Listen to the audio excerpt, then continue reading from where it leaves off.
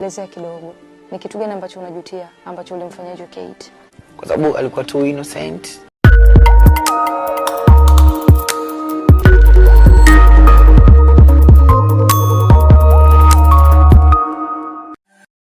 Ni kitu gani ambacho unajutia ambacho ulimfanyia Kate?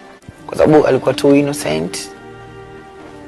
Alafu hakuwahi kunikosea kitu chochote Kate kabisa. Kamaingiza kwenye matatizo, watu wakamchukulia tofauti.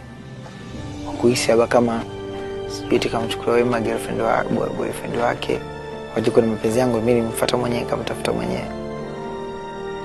Yeah. I love then nikawa niko naye. Afugafa ngarudisha mahusiano kwa wema.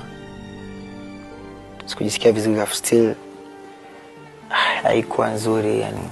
So sometimes kikaa hivi naona kada nilimkosea. Umeshawahi kumomba msamaha? Uwezi kumwambia mtu direct nisamee hivi. Rafiki yangu niko na chat naye naongea naye sometimes nakuja hadi nyumbani. Mwanangu kinoma. Kinoma yani.